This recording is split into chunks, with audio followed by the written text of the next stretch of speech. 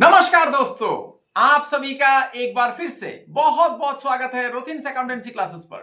दोस्तों, आज जिस चैप्टर के बारे में मैं आप लोगों को बताने जा रहा हूं, यह चैप्टर क्लास 12 के विद्यार्थियों के लिए हर एक बोर्ड का, चाहे सीबीएसई हो, कोई भी स्टेट बोर्ड हो या फिर आईसीएसई बोर्ड हो, सभी बोर्ड के लिए, और जो लोग बीकॉम, बीबीए या फिर अन्य कोई प्रोफेशनल कोर्सेज कर रहे हैं कॉमर्स का, like chartered accountant, company secretaryship या फिर कॉस्ट अकाउंटेंट, सभी के लिए बहुत ही इंपॉर्टेंट चैप्टर है।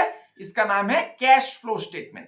तो कैश फ्लो स्टेटमेंट होता क्या है, इसके बारे में मैं आप लोगों को बताऊंगा, और कैश फ्लो स्टेटमेंट का प्रैक्टिकल प्रॉब्लम आप लोग कैसे सॉल्व करेंगे, सब कुछ मैं आप लोगों को बताऊंगा। वीडियो में बने रहिए, अंत तक सीख जाएंगे कैश फ्लो स्टेटमेंट कैसे बनाया जाता है। आगे बढ़ने से पहले दोस्तों, मेरा आप सभी से एक छोटा सा निवेदन है, अगर अभी तक आप लोगों ने मेरा चैनल को सब्सक्राइब नहीं किया है तो चैनल को सब्सक्राइब जरूर कर लीजिएगा, और साथ में जो बेल आइकन दिखाई दे रहा है उसे दबाना मत भूलिएगा, ताकि हर एक नए वीडियो का नोटिफिकेशन आप लोगों को मिलता रहे।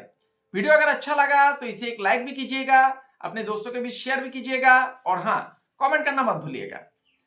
आप लोग मुझे इंस्टाग्राम और फेसबुक में भी फॉलो कर सकते हैं। मेरा इंस्टाग्राम और फेसबुक पेज का जो लिंक है मेरा चैनल पे दिया हुआ है, और आप लोगों की सुविधा के लिए मैं वीडियो का डिस्क्रिप्शन बॉक्स में भी दे दूंगा। तो चलिए विषय की तरफ आगे बढ़ते हैं। कैश फ्लो स्टेटमेंट, ये चैप्टर मूलतः मैं अभी क्लास 12 के दृष्टिकोण से ही बताऊंगा, और बीकॉम, बीबीए सबका ही मदद होगा इस वीडियो से। और बीकॉम, बीबीए के लिए थोड़ा कॉम्प्रिहेंसिव रहता है, कैश फ्लो स्टेटमेंट पूरा बनाने के लिए दिया जाता है, तो उसके लिए मैं अलग से वीडियो बनाऊंगा, ठीक है। तो अभी मेरा जो प्रायोरिटी होगा वो क्लास 12 के स्टूडेंट्स के लिए होगा, लेकिन इससे बीकॉम, बीबीए या फिर अन्य प्रोफेशनल कोर्सेज का भी लाभ होगा। तो सुनिए, कैश फ्लो स्टेटमेंट पहले जान लीजिए। कैश नगद पैसा। देखिए, कोई भी बिजनेस एंटरप्राइज को कैश का जरूरत पड़ता है, जैसे कि ह्यूमन बॉडी, मानव शरीर को चलने के लिए खून का जरूरत पड़ता है ना, ब्लड का जरूरत पड़ता है। वैसे ही बिजनेस का डे टू डे एक्टिविटीज को चलाने के लिए कैश का जरूरत पड़ता है। डे टू डे एक्टिविटीज मतलब जैसे कि मान लीजिए डिविडेंड पे करना है, सैलरी पे करना है, अपना एम्प्लॉय को वेजेस देना है, या फिर अन्य कोई डेली एक्टिविटी को चलाने के लिए, रोजमर्रा का खर्चा को चलाने के लिए कैश का जरूरत पड़ता है। अभी देखिए, कैश का जरूरत पड़ता है, लेकिन ये कैश सफिशिएंट रहना पड़ेगा, ठीक है ना। कैश सफिशिएंट रहना पड़ेगा हाथ में, तभी जाके आप बिजनेस को स्मूथली चला पाएंगे। कभी कभार क्या होता है, बिजनेस एंटरप्राइज के पास कैश, नगद पैसा नहीं रहता है। क्यों नहीं रहता है, इसका कई कारण हो सकता है। जैसे कि मान लीजिए कहीं पर पैसा इन्वेस्ट कर दिया, ठीक है ना, या फिर पैसा कहीं से मिलना है तो अभी तक नहीं मिला, तो कई सारा कारण हो सकता है। तो कैश, अभी मैं आ रहा हूं कैश फ्लो स्टेटमेंट। अभी कैश फ्लो स्टेटमेंट में क्या देखा जाता है, कैश फ्लो स्टेटमेंट में देखा जाता है कैश फ्लो प्रवाह, मतलब कैश का इनफ्लो, कैश कहां से आ रहा है, इनफ्लो देखा जाता है। और आउटफ्लो मतलब कहां जा रहा है, कहां निवेश कर रहा है, मतलब कैश का सोर्स देखा जाएगा, सोर्स, उत्स, मतलब कहां से कैश आ रहा है, इनफ्लो देखा जाएगा। फिर कैश को हाथ में रखने से तो नहीं होगा, उसका यूज भी करना है, तो उसका आउटफ्लो भी देखा जाता है। तो इसको देखने के लिए क्लासिफाई कर दिया गया है, कई सारा एक्टिविटीज में क्लासिफाई कर दिया। तो 3 एक्टिविटीज में क्लासिफाई किया गया है। पहला एक्टिविटी है cash flow from operating activities, दूसरा है cash flow from investing activities, तीसरा एक्टिविटी जो है वो है cash flow from financing activities, ठीक है। हर एक एक्टिविटी में देखा जाता है कैश का सोर्स क्या है और कैश का यूज कहां पे हो रहा है, इनफ्लो और आउटफ्लो, यही देखा जाता है। अभी देखिए, ये तो मैंने थोड़ा बहुत थियोरेटिकल एस्पेक्ट बता दिया, और मेरा चैनल का जो मुख्य उद्देश्य है आप लोगों को प्रैक्टिकल प्रॉब्लम समझाना। आप लोग प्रैक्टिकल प्रॉब्लम कैसे बनाएंगे, इसमें आप लोगों को अव्वल बनाना, ठीक है ना, इसमें आप लोगों को सक्षम बनाना। तो देखिए, क्लास 12 के विद्यार्थियों के लिए पूरा कैश फ्लो स्टेटमेंट, एक बड़ा सा कैश फ्लो स्टेटमेंट बनाने के लिए नहीं पूछा जाता है, क्योंकि 12 में अगर आप पूरा एक बड़ा कैश फ्लो स्टेटमेंट बनाने के लिए पूछा जाएगा क्वेश्चन में, तो 14 से 15 मार्क देना पड़ेगा, ठीक है ना, या फिर 11 से 12 मार्क देना पड़ेगा। लेकिन इतना बड़ा क्वेश्चन बीकॉम, बीबीए या फिर अन्य कोई अंडर ग्रेजुएट कोर्स हो, कॉमर्स का प्रोफेशनल कोर्सेज हो, उसमें पूछा जाता है। मूलतः क्लास 12 के स्टूडेंट के लिए, 12वीं कक्षा के विद्यार्थियों को पूछा जाता है कोई एक एक्टिविटी का अमाउंट निकालने के लिए। मान लीजिए ऑपरेटिंग एक्टिविटीज का आपको पूछ सकता है, इन्वेस्टिंग एक्टिविटीज का पूछ सकता है बनाने के लिए, या फिर फाइनेंसिंग एक्टिविटीज का अमाउंट निकाल के आपको दिखाना है। ठीक है, तो अलग अलग एक्टिविटी का अलग अलग फॉर्मेट है। ठीक है, फॉर्मेट को आप याद कर लीजिए और फॉर्मेट के मुताबिक आप कीजिए, इससे आपका आंसर आता जाएगा। ठीक है ना, तो मैं अभी आप लोगों को फॉर्मेट दे दूंगा। आज मैं सिर्फ आप लोगों को cash flow from operating activities के बारे में बताऊंगा। Cash flow from operating activities का फॉर्मेट क्या होता है ये दे दूंगा, और एक क्वेश्चन आप लोगों को सॉल्व करके दिखाऊंगा। ठीक है, तो अभी मैं आप लोगों को cash flow from operating activities का फॉर्मेट देने जा रहा हूं, और एक क्वेश्चन भी मैं आप लोगों को सॉल्व करके दिखाऊंगा। तो आप लोग कॉपी की तरफ ध्यान दीजिएगा, मैं कैमरा को आग्रह करता हूं कॉपी की तरफ फोकस करने के लिए। तो देखिए दोस्तों, ये है cash flow from operating activities का फॉर्मेट। ठीक है, स्पेसिमेन। तो इसका आप लोग स्क्रीनशॉट ले लीजिए, मैं थोड़ा समझा देता हूं। देखिए पहले क्या लिखा हुआ है ऊपर में, नेट प्रॉफिट। नेट प्रॉफिट आपको कैसे, अगर क्वेश्चन में दिया हुआ है तो अच्छा बात है, अगर नहीं है तब आपको क्या करना है, closing surplus minus opening surplus. मतलब सरप्लस का मतलब होता है प्रॉफिट एंड लॉस अकाउंट। जो क्लोजिंग सरप्लस मतलब करंट ईयर का सरप्लस होगा, उससे क्या करना है, प्रीवियस ईयर का सरप्लस को माइनस कर देना है, और उसका अमाउंट को आउटर कॉलम में लिखना है। ये इनर कॉलम है, ये आउटर कॉलम है। ठीक है, उसके बाद क्या क्या आइटम ऐड होता है, देखिए डेप्रिसिएशन ऐड होगा।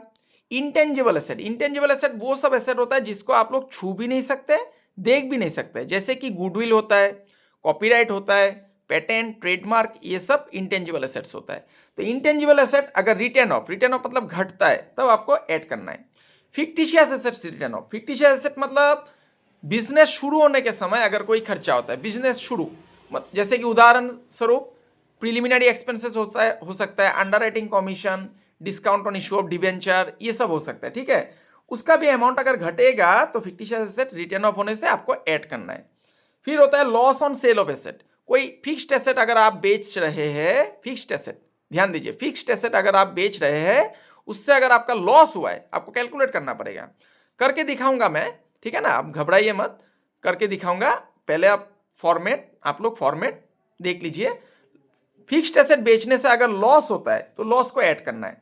फिर प्रोपोज डिविडेंड, प्रोपोज डिविडेंड मतलब डिविडेंड प्रीवियस ईयर का जो डिविडेंड है प्रपोज किया गया था कि इतना % डिविडेंड दिया जाएगा, 1% दिया जाएगा डिविडेंड, तो वो भी ऐड होगा। इंटरिम डिविडेंड पेड, बीच में से, साल का बीच में से डिविडेंड पेड किया, प्रॉफिट हुआ कंपनी का और इंटरिम डिविडेंड पेड हुआ, उसको भी ऐड करना है। ट्रांसफर टू रिजर्व, कोई भी रिजर्व में पैसा ट्रांसफर होगा उसको भी ऐड करना है।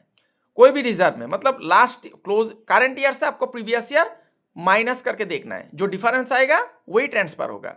कोई भी रिजर्व, जनरल रिजर्व हो सकता है, कैपिटल रिजर्व हो सकता है, या फिर अन्य कोई रिजर्व हो सकता है। ठीक है ना, स्टैट्यूटरी रिजर्व हो सकता है, कुछ भी हो सकता है। प्रोविजन फॉर टैक्सेशन, इसको भी ऐड करना है।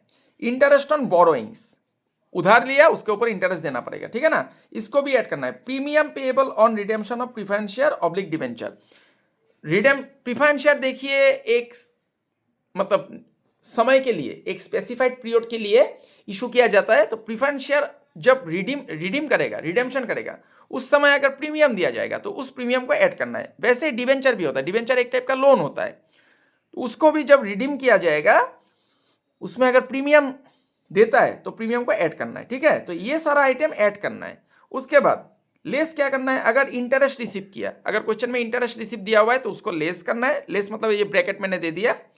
डिविडेंड रिसीव, डिविडेंड पेड करेगा तब तो माइनस करना है, और डिविडेंड अगर रिसीव करेगा तब आपको प्लस करना है। मतलब ऑपरेटिंग एक्टिविटीज सब करना है, ऑपरेटिंग। ठीक है ना, ऑपरेटिंग एक्टिविटीज। उसके बाद जैसे कि loss on sale of asset plus होता है, वैसे ही profit on sale of asset minus होता है। ठीक है, ये सबको प्लस माइनस करके यहां पर लिखिए आउटर कॉलम में, और नेट प्रॉफिट के साथ जोड़ दीजिए। जुड़ने के बाद जो अमाउंट आएगा उसको बोला जाएगा operating profit before changes in working capital. Operating profit before changes in working capital. अभी देखिए दोस्तों, वर्किंग कैपिटल मतलब फार्म को चलाने के लिए या फिर बिजनेस एंटरप्राइज को चलाने के लिए एक कैपिटल जरूरत पड़ता है, वर्किंग कैपिटल। ठीक है ना, तो वर्किंग कैपिटल निकालने का फॉर्मूला होता है, मैंने रेशियो एनालिसिस चैप्टर जो अकाउंटिंग रेशियो है उसमें मैंने आप लोगों को बताया था। वर्किंग कैपिटल निकालने का फॉर्मूला होता है current assets minus current liabilities. तो अभी देखिए ये ऑपरेटिंग प्रॉफिट आया before changes in working capital change होने से पहले। अभी वर्किंग कैपिटल चेंज होने के बाद कितना होगा इसको देखना है। तो इसमें क्या करना है, डिक्रीज इन करंट एसेट, मतलब करंट एसेट अभी मैंने नाम नहीं लिखा है। उदाहरण स्वरूप करंट एसेट क्या क्या हो सकता है, डेटोर हो सकता है, इन्वेंटरी मतलब स्टॉक हो सकता है, बिल्स रिसीवेबल हो सकता है, ठीक है। लेकिन कैश को मत लीजिएगा, कैश या फिर कैश इक्विवेलेंट को आपको कैश या उसके समान रूप से, ठीक है ना, कैश के जैसा ही मान लीजिए ट्रेजरी बिल है, कॉमर्शियल पेपर है, ये सब जिसको लिक्विड किया जा सकता है, ठीक है ना, कैश के जैसा है। तो कैश को छोड़ के आपको जो भी करंट एसेट मिलता है, करंट एसेट वही सब एसेट को बोला जाता है जिसको कम समय के अंदर आप कैश में कन्वर्ट कर सकते हैं, लिक्विड फॉर्म में कैश में कन्वर्ट कर सकते हैं। अभी कम समय मतलब 1 साल या उससे कम समय, ठीक है ना। तो करंट एसेट मैंने लिख दिया decrease in current asset. Current asset अगर घटेगा मतलब करंट ईयर में मान लीजिए 10,000 है, ठीक है ना, प्रीवियस ईयर में मान लीजिए 15,000 है और करंट ईयर में मान लीजिए 10,000 है, तो घट गया, 15,000 था पहले, अभी 10,000 हो गया, 5,000, तो 5,000 घटा। तो घटने से करंट एसेट, हाँ आपको पहचानना पड़ेगा कौन सा करंट एसेट है। तो मैंने यहाँ पर नाम नहीं लिखा है, करंट एसेट वही सब एसेट होता है जिसको कम समय के अंदर कैश में कन्वर्ट किया जा सकता है, 1 साल या उससे कम समय। तो करंट एसेट घटेगा तो प्लस करना है, ठीक है, और करंट लायबिलिटी बढ़ेगा तब प्लस करना है, इंक्रीज इन करंट लायबिलिटी। अभी करंट लायबिलिटी का उदाहरण अगर मैं दूं तो क्रेडिटर हो सकता है, बिल्स पेबल हो सकता है, आउटस्टैंडिंग एक्सपेंसेस हो सकता है, ठीक है ना, ये सब करंट लायबिलिटीज होता है। तो करंट लायबिलिटीज का भी फंडा वही है कि कम समय के अंदर आपको पेमेंट करना है, 1 साल या उससे कम समय, ठीक है। तो करंट एसेट घटने से प्लस होगा और करंट लायबिलिटीज बढ़ने से प्लस होगा। इसका ठीक उल्टा होगा, करंट एसेट बढ़ने से माइनस होगा। करंट एसेट बढ़ भी तो सकता है ना, जैसे घटता है वैसे बढ़ भी सकता है। तो करंट एसेट बढ़ने से माइनस करना है और करंट लायबिलिटीज घटने से माइनस करना है, ठीक है।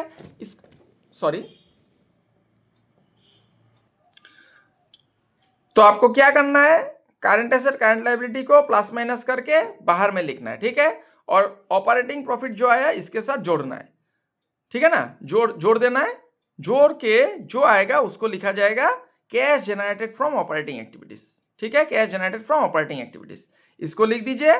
अगर क्वेश्चन में इनकम टैक्स पेड है मतलब टैक्स पेमेंट हो रहा है, टैक्स पेमेंट करने से टैक्स को माइनस कर दीजिए, ठीक है, आउटर कॉलम में माइनस कर दीजिए। जो आंसर आएगा उसको कहा जाएगा net cash flow from, plus में आया तो फ्लो फ्रॉम, और यूज्ड इन मैंने लिखा है, अगर आंसर माइनस में आता है, निगेटिव आता है, तब आपको यूज्ड इन लिखना है, यूज्ड इन ऑपरेटिंग एक्टिविटीज, ठीक है। ये था format, cash flow from operating activities आपको कब लिखना है, अगर प्लस में आता है तब लिखना है, और cash flow used in operating activities कब लिखना है, ये मैंने ब्रैकेट दे दिया, जब आंसर माइनस में आएगा, निगेटिव में। तो ये था फॉर्मेट, ये फॉर्मेट का आप लोग स्क्रीनशॉट ले लीजिए। अभी मैं एक क्वेश्चन आप लोगों को सॉल्व करके दिखाऊंगा, ठीक है। तो फॉर्मेट को मैं साइड में रख देता हूं, ठीक है, मैं कैमरा को थोड़ा एडजस्ट कर लेता हूं, मैं अभी एक क्वेश्चन सॉल्व करके दिखाऊंगा आप लोगों को।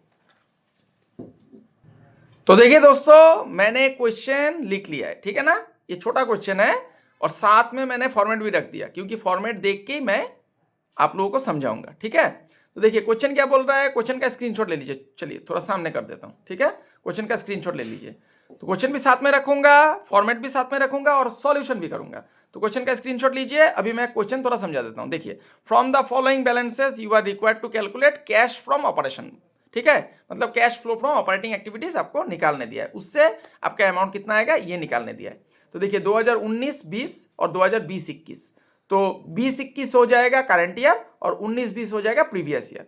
ट्रेड रिसीवेबल ये करंट एसेट होता है, ट्रेड पेएबल करंट लायबिलिटी होगा, outstanding expense current liability, prepaid expense हो गया करंट एसेट, एक्रूड इनकम हो गया current asset, income received in advance हो गया करंट लायबिलिटी। तो यहां पर करंट एसेट करंट लायबिलिटी दिया हुआ है और नीचे प्रॉफिट दिया हुआ है, ठीक है ना।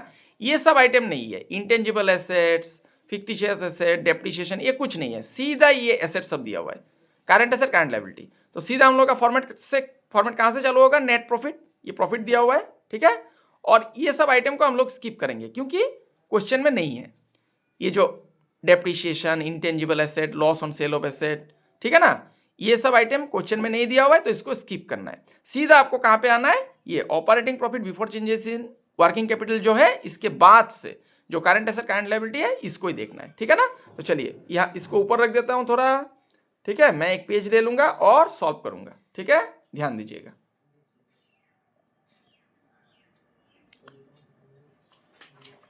तो मैंने एक पेज ले लिया है, ठीक है। यहां पर मैं आपको सॉल्व करके दिखाऊंगा। क्वेश्चन भी साथ में है, फॉर्मेट भी साथ में है और सॉल्यूशन भी साथ में मिल जाएगा, ठीक है ना। ऊपर में क्या लिखना है दोस्तों? ऊपर में लिखना है cash flow from operating activities, ठीक है। कैश फ्लो फ्रॉम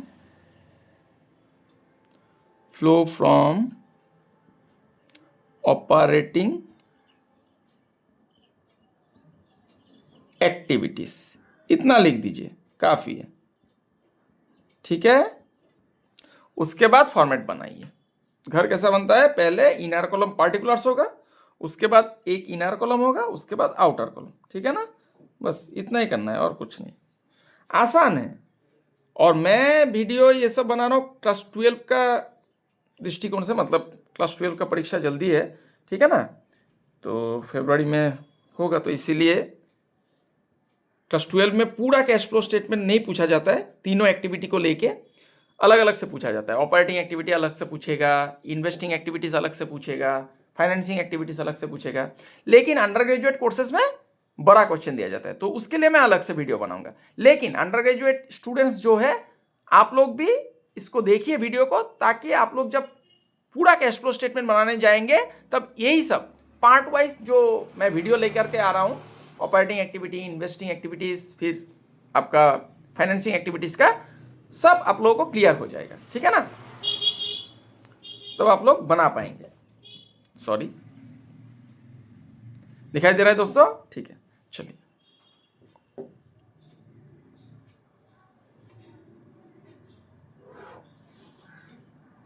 आज थोड़ा हाथ मेरा कैमरा की तरफ फिसल, इसीलिए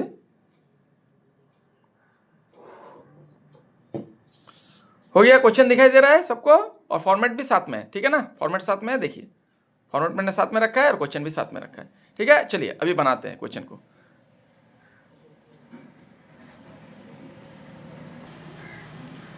पार्टिकुलर्स लिख दीजिए, ठीक है। फिर लिखिए डिटेल, सॉरी यहाँ पर अमाउंट रुपीज लिख दीजिए, बस यहाँ पर डिटेल्स नहीं आता है, यहाँ पर अमाउंट रुपीज हो गया। पहले आपको क्या लिखना है? Profit made during the year, ये नेट प्रॉफिट है, तो यहाँ पर profit made during the year लिख दीजिए, ठीक है। Profit made during the year, during the year हो गया। इसको आउटर कॉलम में लिखिए 1,30,000, सीधा आउटर कॉलम में लिख दीजिए 1,30,000 हो गया। चलिए अभी आइटम सब देखना है ऊपर का, देखिए क्या क्या है। ट्रेड रिसीवेबल्स, ट्रेड रिसीवेबल क्या होता है? एसेट होता है, ट्रेड रिसीवेबल एसेट होता है। तो देखिए 59,500 प्रीवियस ईयर में था और करंट ईयर में कितना हो गया? 60,000, तो ये घट गया। घटने से क्या होगा? माइनस करना है, तो नीचे लिखिए लेस। देखिए करंट एसेट घटने से क्या होता है? सॉरी, करंट एसेट बढ़ गया, 59,500 था 60,000 हो गया, बढ़ गया। तो करंट एसेट है, करंट एसेट बढ़ने से क्या होता है? देखिए फॉर्मेट में increase in current asset minus होता है, तो इसको नीचे लिख दीजिए less, less increase in trade receivables, ठीक है। ट्रेड रिसीवेबल्स लिख दीजिए और अमाउंट को इनर कॉलम में लिखिए। कितना अमाउंट होगा? 59,500 से 60,000 हो गया, तो कितना बढ़ गया? 500 रुपया, 500 रुपया लिख दीजिए, हो गया। उसके बाद ट्रेड पेबल, ट्रेड पेबल क्या होता है? लाइबिलिटीज, ये आपको पहचानना पड़ेगा। पेबल, रिसीवेबल मतलब आपको मिलना है, तो ये करंट एसेट है, और पेबल मतलब आपको पैसा देना है, तो पैसा देना है मतलब लाइबिलिटीज है। तो ये क्या हुआ? देखिए 31,000 था और 28,000 हो गया। प्रीवियस ईयर में 31 था और करंट ईयर में 28 हो गया, 3,000 घट गया। तो करंट लाइबिलिटीज घटने से क्या होता है? देखिए माइनस करना पड़ता है, decrease in current liabilities, current liabilities घटने से माइनस करना पड़ता है, तो इसको भी माइनस किया जाएगा। डिक्रीज इन ट्रेड पेएबल, ठीक है, इतना लिखना है और कुछ नहीं। Decrease in trade payables,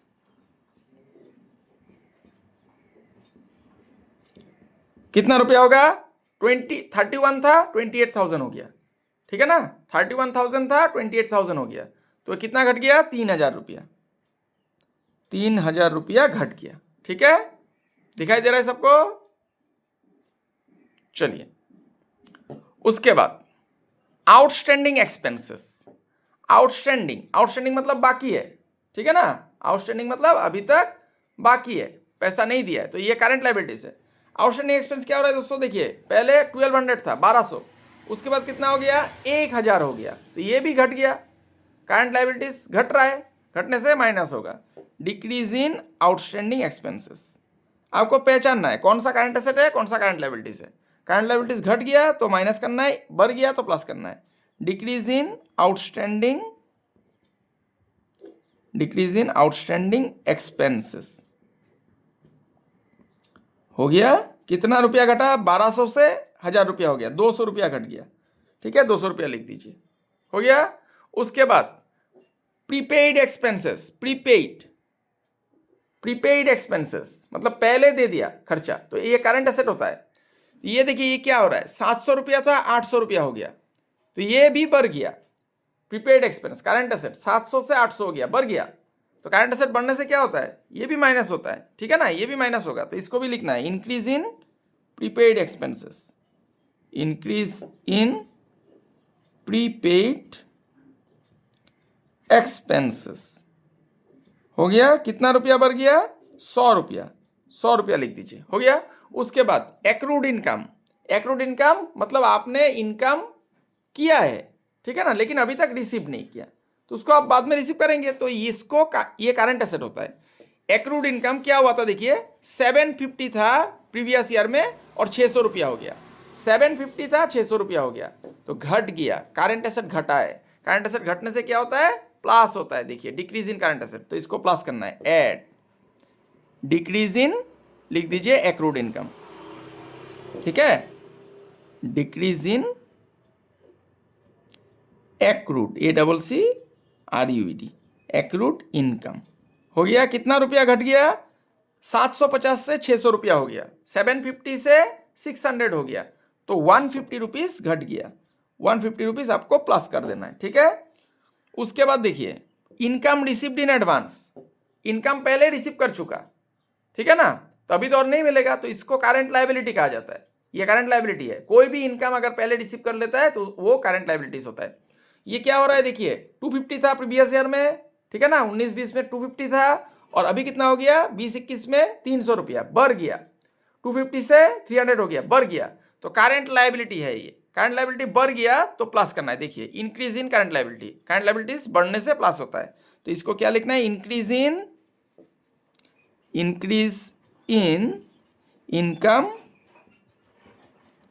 received in advance, received in advance, बस इतना लिख दीजिए, हो गया, ठीक है ना। 250 से 300 हो गया, तो कितना रुपया बढ़ गया, 50 रुपया हो गया। इसको यहाँ पर लाइन खींच दीजिए, क्योंकि ये एडिशन का आइटम है और ये सब्सट्रैक्शन का, मतलब लेस करना है, यहाँ पर भी लाइन खींच दीजिए।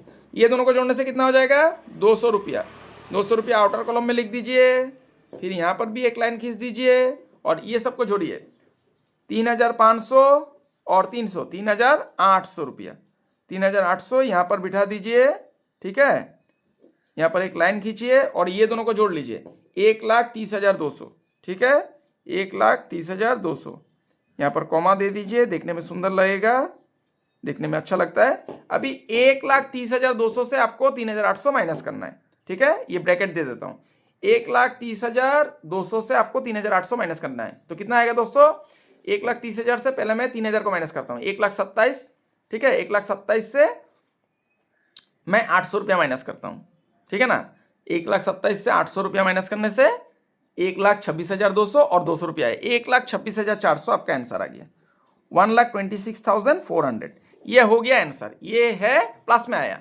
ये प्लस में आया तो क्या लिखना है, net cash flow from operating activities, ठीक है, इसको या फिर नेट नहीं लिखना, नेट नहीं लिखने से भी चलेगा, cash flow from operating activities, बस इतना लिखने से, मतलब ऑपरेटिंग एक्टिविटीज में इतना फ्लो हो रहा है कैश, ठीक है ना, cash flow from operating activities. देखिए कितना आसान था, तो बिल्कुल घबराइए मत, ठीक है ना, cash flow from operating activities लिख दीजिए, हो गया, ठीक है।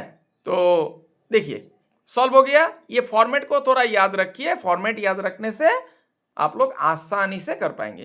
तो सभी चीज का एक साथ एक बार स्क्रीनशॉट ले लीजिए, फॉर्मेट भी है साथ में, ठीक है ना, फॉर्मेट भी है ये फॉर्मेट है, फॉर्मेट का भी स्क्रीनशॉट लीजिए, ये क्वेश्चन है, ये सॉल्यूशन है, सभी चीज का एक साथ एक बार स्क्रीनशॉट लीजिए, उसके बाद अलग अलग से लीजिए। रुकिए, मैं सॉल्यूशन को हटा देता हूं, क्वेश्चन को भी हटा देता हूं, ठीक है। एक बार आप लोग फॉर्मेट का पूरा स्क्रीनशॉट ले लीजिए अच्छा से, ठीक है, हो गया। अभी मैं फॉर्मेट को हटा देता हूं, मतलब cash flow from operating activities का। ये है क्वेश्चन, क्वेश्चन का एक बार स्क्रीनशॉट लीजिए अच्छा से, ठीक है। अभी इसको भी मैं हटा देता हूं, अभी सॉल्यूशन का भी एक बार स्क्रीनशॉट ले लीजिए अच्छा से, ठीक है। चलिए, तो आशा करता हूं दोस्तों आज का क्लास आप लोगों को समझ में आया है। आज मैंने आप लोगों को cash flow from operating activities क्या होता है इसके बारे में बताया है, कैश फ्लो फ्रॉम स्टेटमेंट क्या होता है इसके बारे में भी बताया है, cash flow from operating activities का फॉर्मेट भी मैंने दे दिया और एक क्वेश्चन भी सॉल्व करके दिखाया। अगला वीडियो में मैं आप लोगों को cash flow from operating activities का ही एक एडवांस लेवल का क्वेश्चन सॉल्व करके दिखाऊंगा, ठीक है। तो तब तक के लिए बने रहिए मेरे साथ। मैं ईश्वर से प्रार्थना करता हूं आप सभी स्वस्थ रहे, सुरक्षित रहे और खुश रहे। आज के लिए इतना ही दोस्तों, बहुत बहुत धन्यवाद।